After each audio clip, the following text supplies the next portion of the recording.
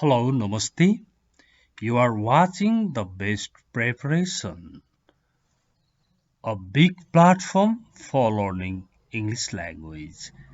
Please don't forget to subscribe this channel, share this video to your friends, like and comment. Okay, now let's see today's very important lesson. Phrasal verbs. Phrasal verbs. Okay? हामीलाई थाहा छ phrasal verbs मा different meaning हुन्छ फरक meaning हुन्छ त्यो फरक meaning सहित केही कमन एकदमै कमनली युज हुने फ्रेजल verbsहरु लिएर आएको छु यिनीहरु कमनली युज हुन्छन् भन्नुको मतलब हामी दैनिक जीवनमा यिनीहरुलाई बारम्बार प्रयोग गरिरहन्छौं अब हेर्नुहोस् त hang on hang on भनेको wait for a short time hang on hang on hang on भन्यो भने के भनेछ त wait for a short time एकछिन पर्खिनुहोस् है भनेको पनि hang on नै रहेछ अब यहाँ बिनुका साथीहरु उनको घर बाहिर आएर पर्खिरहेका छन् अनि बिनुलाई भन्दैछन् बिनु we are waiting for you outside बिनु हामी तिमीलाई बाहिर पर्खिरहेका छौं अब बिनुको आन्सर हेर्नुहोस् है बिनुले भनिन् hang on I am not ready yet hang on भनेको के भन्न खोजेको रहेछ wait for a short time I'm not ready yet म अझैसम्म रेडी भकै छैन I'm not ready yet okay hang on I'm not ready yet भनेर भन्नु पर्यो अनि hang on चाहिँ अलिक इन्फर्मल भाषा हो भन्ने पनि बुझ्नु पर्छ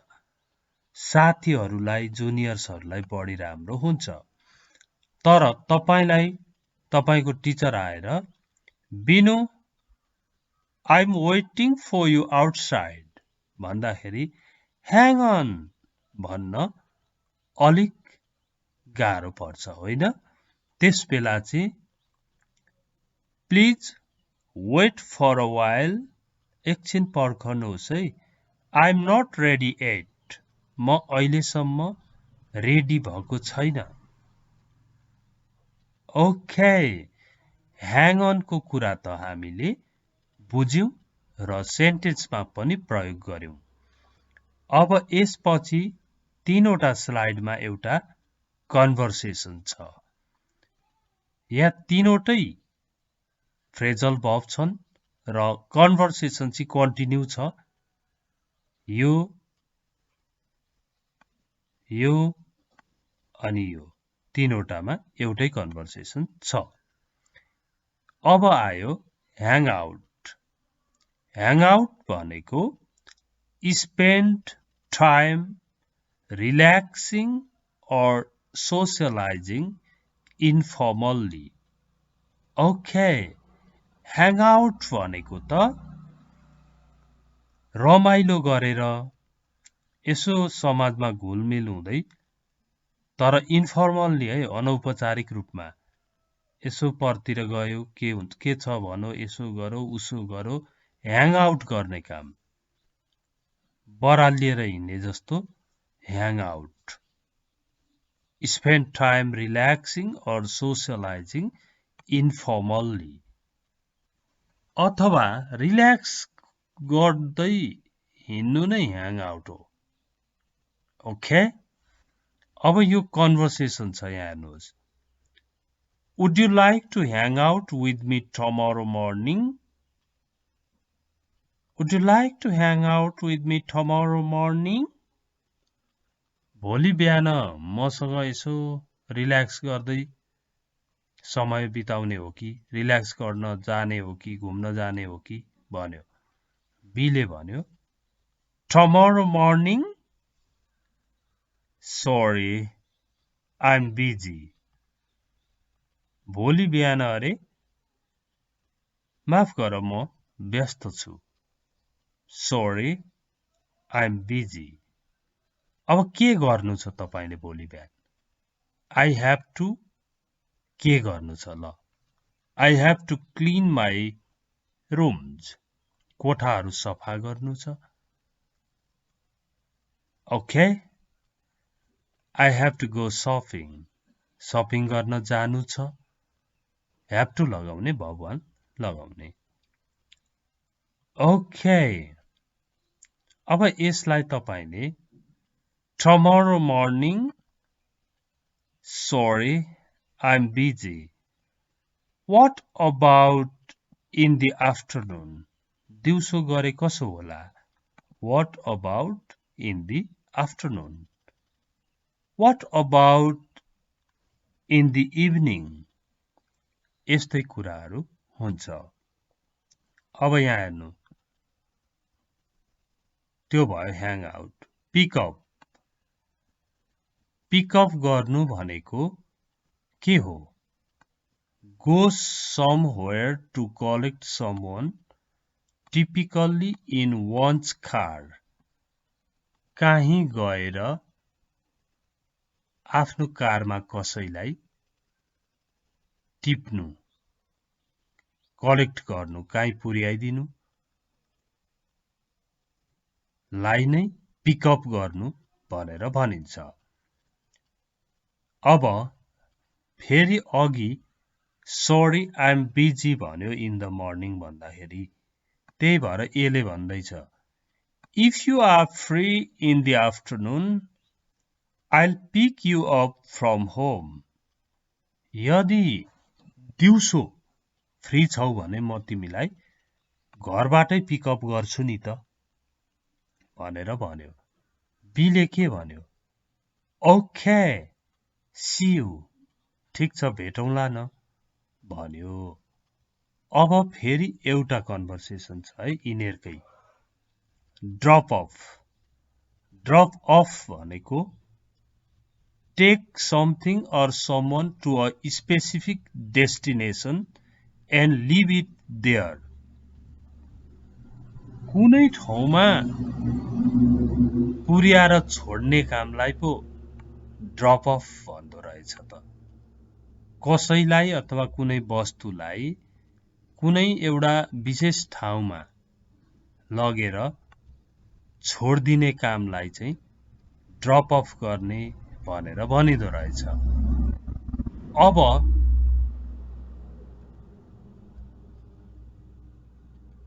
अब यहाँनेरि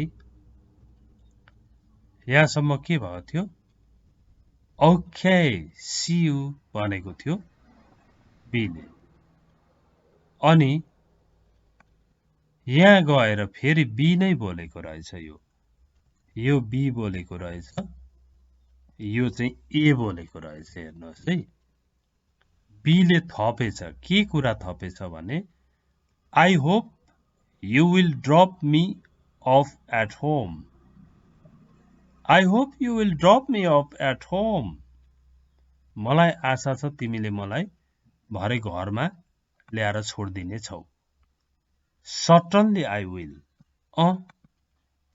निश्चय नै म त्यो गर्ने छु certainly I will अब हेर्नुहोस् त look forward to भनेको त wait something eagerly रहेछ उत्सुकता साथ केही कुरा पर्खिनुलाई look forward to भनेर भनिन्छ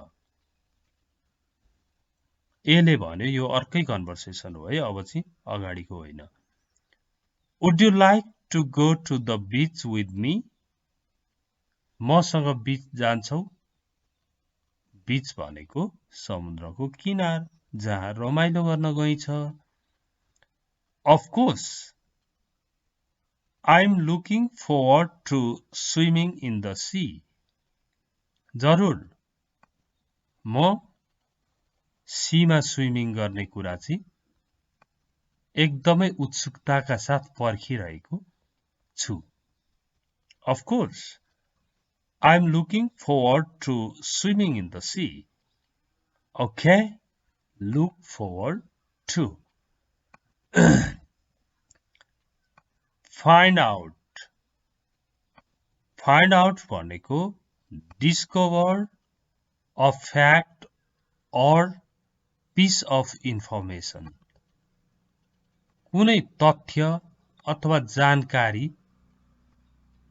पत्ता लगाउनुलाई नै find out भनिदो रहेछ. कुरा बुझ्नुहोस् है. Discover a fact, सत्य तथ्य, piece of information, कुनै जानकारी पत्ता लगाउनुलाई नै find out भनिदो रहेछ. अब यहाँ एकजना राधा भन्ने केटी हराकी छन्. Did you find out where Radha went? Did you find out where Radha went? Radha कहाँ गइन् पत्ता लगाउनु भयो त? केही जानकारी पाउनु भयो त? केही कुरा मिल्यो त? केही थाहा भयो त? Did you find out where Radha went? Not yet. अहिलेसम्म छैन. Her parents found out that she had a boyfriend. उनको बुवा आमाले चाहिँ उनको बोयफ्रेन्ड थियो भन्ने कुरा चाहिँ पत्ता लगाउनु भो. त्यति जानकारी चाहिँ प्राप्त गर्नु भो. अरु चाहिँ थाहा छैन. Not yet. Her parents found out that she had a boyfriend. भनेको छ. Okay. Next. Die of. Die of भनेको के हो? To die because of something. Die of भनेको को कारणले मृत्यु हुनु. को कारणले मृत्यु हुनुलाई die of भनिन्छ. को कारणले मृत्यु हुनु. यहाँ हेर्नुहोस् त. Did you hear Ram died of coronavirus? तिमीले सुन्यौ राम कोरोना भाइरसले मर्यो नि. मृत्यु भयो, मर्यो. Did you hear Ram died of? हेर्नु त. Died of ले मर्नु. Died of पछाडि जे भनिन्छ त्यसैले मरेको. Died of cancer भन्यो भने क्यान्सरले मर्यो.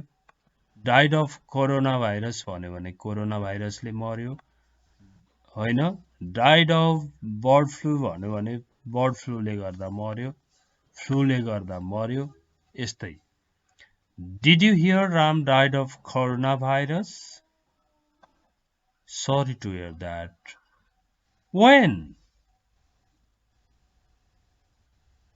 राम कोरोना भाइरसले बित्यो. तिमीले यो सुन्यौ? त्यस्तो सुन्दा दुःख लाग्यो. कहिले हो र? When? When? कहिले? When? अब आयो see off. See off गर्नु भनेको के रहेछ यहाँ हेर्नु है. Accompany a person who is leaving to their point of departure. Okay. Accompany भनेको त मैले भर्खरै published अपलोड गरेको छु यो भन्दा अगाडि. उता फेरि इंग्लिश लर्निङ होम ELH मा हो भने युनिट 26 मा छ यो सबै भर्बको मिनिङ. अब accompany भनेको सँगै जानु भनेर पढेका छौं. Accompany a person who is leaving to their point of departure. कोही जानेवालालाई छुट्ने ठाउँसम्म पुर्याइदिनु चाहिँ सी अफ गर्नु हो। सी अफ गर्नु भनेको त बिदाई गर्नु हो। ओके, हाम्रो पनि चलन छ, कोही आउनु भयो भने गाडी चढ्ने ठाउँसम्म पुर्याइदिन्छौँ, होइन? ल है आउँदै गर्नु भन्छौँ, के भन्छौँ, यो हाम्रो चलन छ। सी अफ गर्नु भनेको त्यही हो।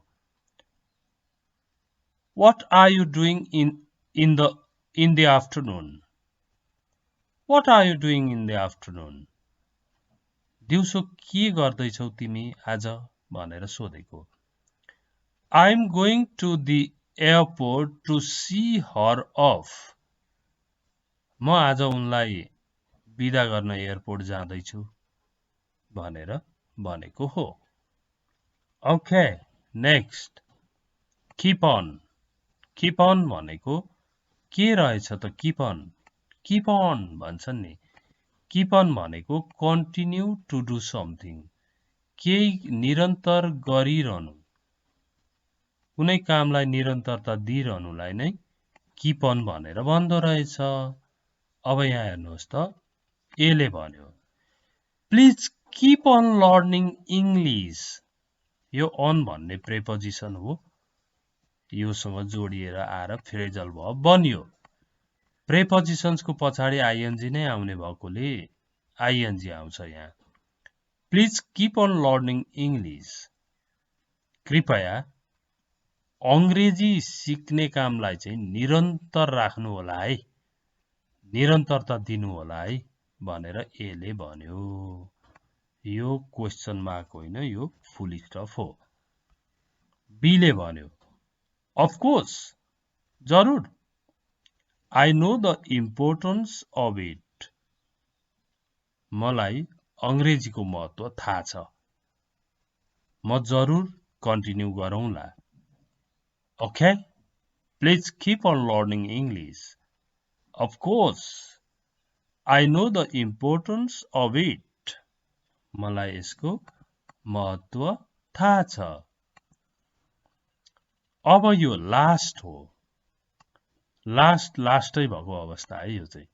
रन आउट हुनु भनेको चाहिँ सिद्धिनु, सकिनुलाई रन आउट भनिन्छ। ओके, अब एउटा साथीले भन्छ म आज यहाँ काम गर्छु अब भनेर एउटा सानो काम जोइन गरिहाल्यो। Why do you want to work now? अहिले किन काम गर्न चाहन्छौ त? My money is about to run out. मेरो पैसा सिद्धिन लाग्यो, जम्मा कति नै पैसा पनि छैन, भोलि ठ्याक्क ग्यास सिद्धियो भने फेर्ने पैसा छैन मेरो अब। So, I want to work now. My money is about to run out. पैसा सिद्धिन लाग्यो। So, I want to start a job अथवा so I want to work. Daily वेजेजमा पनि काम गर्न सकिन्छ नि, दैनिक ज्याला, डेली वेजेज। ओके, अब प्लिज यो भिडियोलाई धेरै सेयर गरिदिनुहोस्। तपाईले सेयर गरिदिनु भयो, कमेन्ट गर्नुभयो, लाइक गर्नुभयो भने त मेहनत गरेर बनाइन्छ। मैले अस्ति एउटा युनिटमा कति हो, मोर देन 80 कि कतिवटा फ्रेजल भर्ब मिनिङ सहित सबै राखेको छु, तर आज मैले सेन्टेन्स सहित आए नि त। अब तपाईले राम्रो सेयर गरिदिनु भयो, लाइक गर्नुभयो, कमेन्ट गर्नुभयो भने अरु पनि सिक्नु पर्छ। फ्रेजल भर्ब्सको ज्ञान हुनु भनेको त स्ट्यान्डर्ड इंग्लिश हुनु हो, र इंग्लिश लर्निङ होम ELH लाई पनि तपाईहरुले सपोर्ट गरिदिनु पर्यो। त्यसमा युनिट 1 बाट युनिट 26 पुगेको छ। युनिट 22 बाट 26 सम्म मेन भर्बको मात्रै कुरा गरिएको छ। अझ एउटा युनिट मेन भर्बकै बन्छ भनेपछि त्यो क्लास लिए जत्तिकै राम्रो बन्नेछ। Okay, thanks for watching it. See you next time. Bye by.